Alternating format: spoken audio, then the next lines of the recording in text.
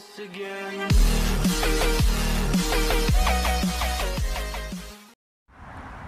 Hello, it's Jimmy here at O'Reilly's, looking at a Mercedes ML. This is an ML250. Okay, so it's the same engine you get in the C-Class, E-Class 2.1 CDI. Okay, so I'm inside the car. We're gonna start it up. It's done just over 100,000 miles, is it? Service is overdue. Engine management lights on. Okay, so I'm using my Launch Eurotab 3 scan tool here.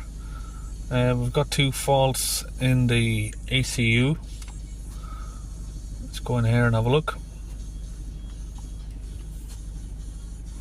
So it's a P246385, soot content is not okay.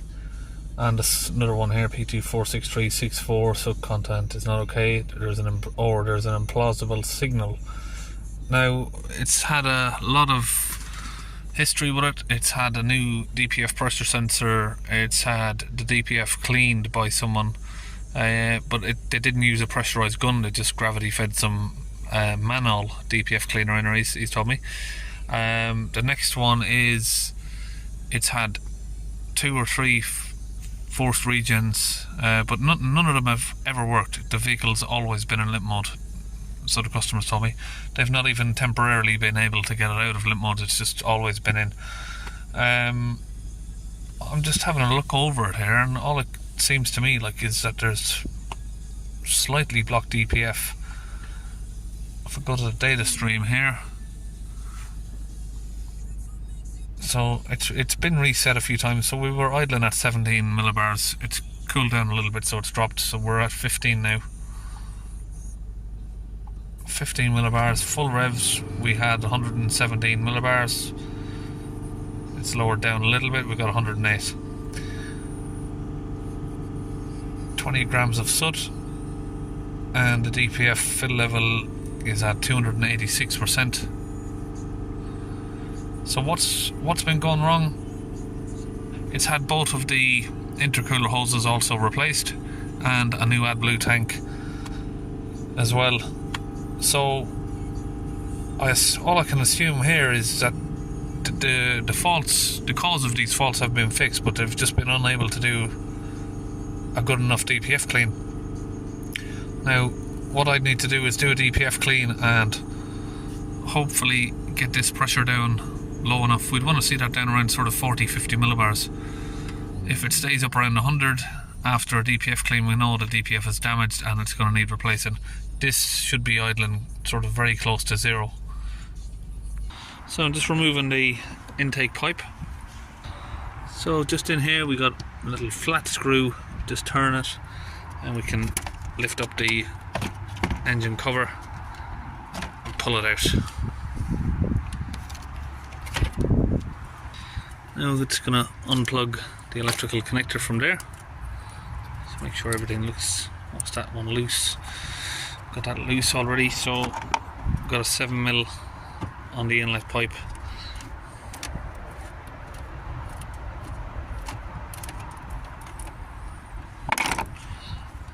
Pull that back and just lift that up a little bit. Now we've got a couple of E10 Torx over here.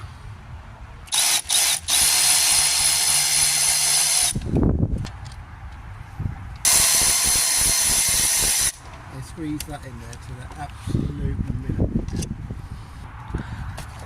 Grab the ECU now, just move it over to the side. Pull the airbox upwards.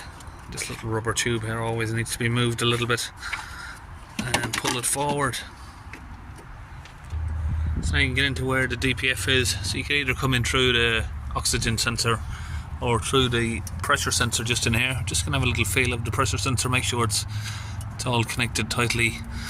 Tubes are on, connected properly, and we don't have any splits in the tubes. So I'm going to go in the easier route here. I'm just going to use a lambda sensor socket to open that.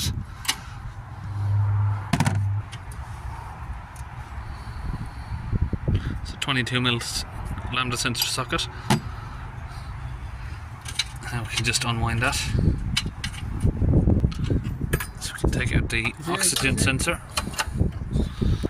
Okay, so I'm in the van. I've got some launch DPF cleaner here. We're going to get it into the cup.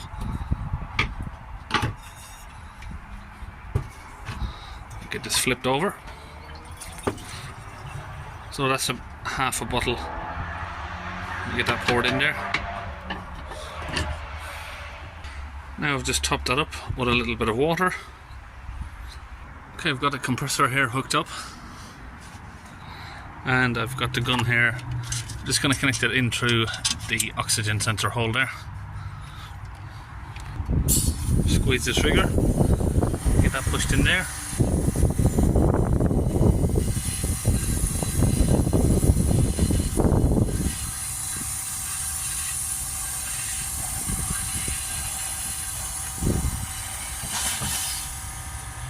Okay, I got about half of the bottle in with the engine off. I'm going to do the other half with the engine on, just because it sits a bit close to the turbo. So I've got the engine running now.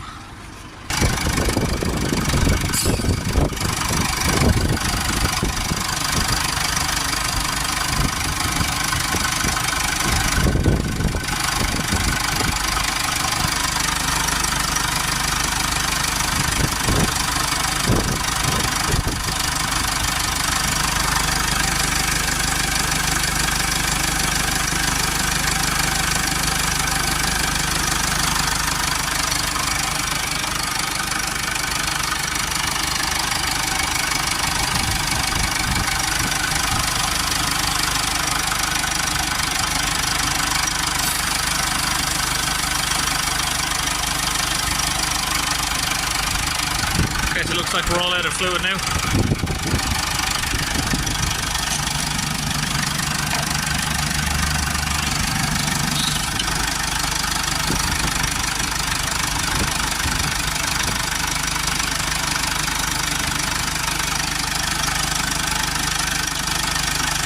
Okay, so now I've just put everything back in reverse order. Okay, back in the vehicle, gonna hold the revs up. So we're watching this one here, the actual millibars of pressure. Just keep an eye on it for a minute or two.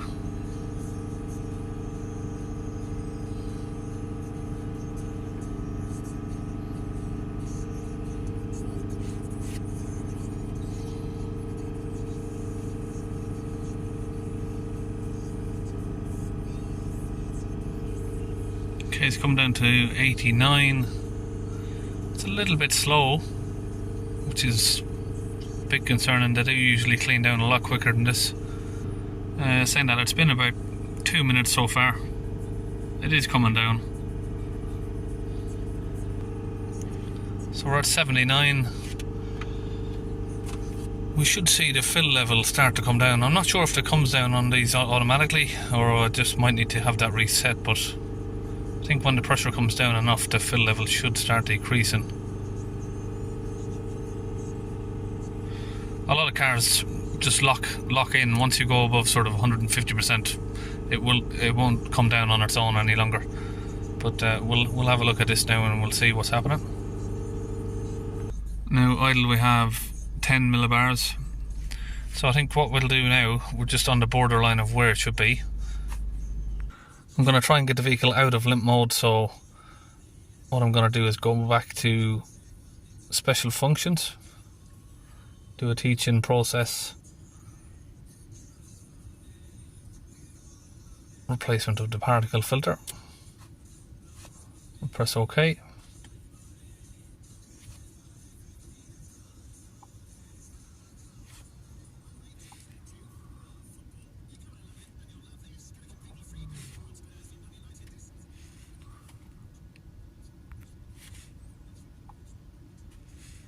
And we'll come back here, clear the fault code.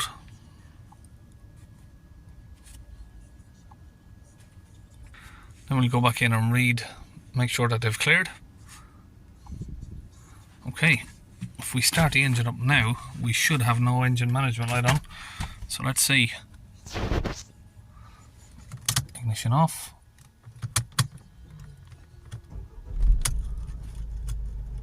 Yep. Let's take it for a little drive now. Now that we've got it out of limp mode, we can get the turbo working and it's going to clean out the DPF a lot quicker. Okay, so we've got the live data back up. We're going to take it on a little drive. So it's already come down again to 7 millibars. So we're within tolerance right now. It's good enough where it is. Obviously resetting the particle filter values resets the fill level to 0%. Another thing to mention is if we've got issues sort of with the pressure sensor or anything else, if we've got air leaks, boost leaks, this fill level will start rapidly increasing. After say 10-15 minutes of driving, you'll see that increasing quite a lot. Okay, so we're going to see is the boost working, so a full rev. Yep. Okay, we're back from a little test drive there. We did lose connection to the diagnostic. Okay, so we're going to need to get this reconnected back up.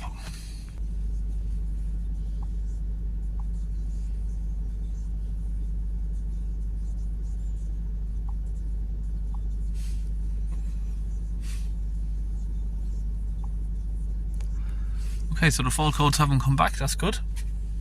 Now what I'm going to do on this is do a differential pressure sensor teach-in process.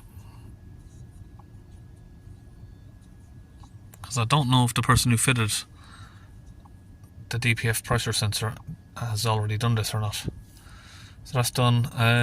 Let's see if we have what else we have here. This one, drift compensation. I'll reset that as well. Okay, communication error, so it doesn't work on this one. Go back to the ECU again.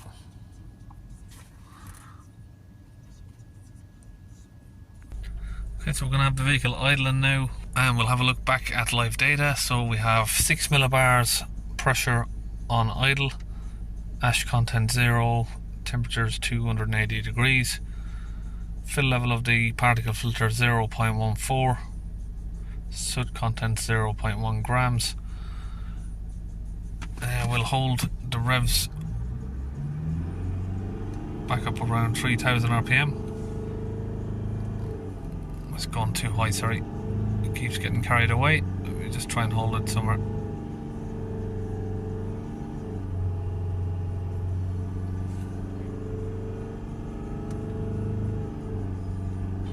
So we got around about 50 millibars, 50 to 60 millibars at 3000 RPM. So yeah, that's a success. I mean, I was a little bit concerned about, he said, you know, someone tried to do forced regens and a drive-in regen. They put manual DPF cleaner in it, they changed the pressure sensor.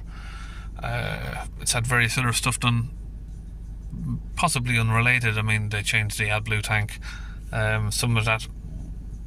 But I mean, regarding to their DPF, when he said, you know, it's had the pressure sensor done, the boost hoses changed, they've put manual cleaner in there, they've done a standstill regeneration, it didn't work.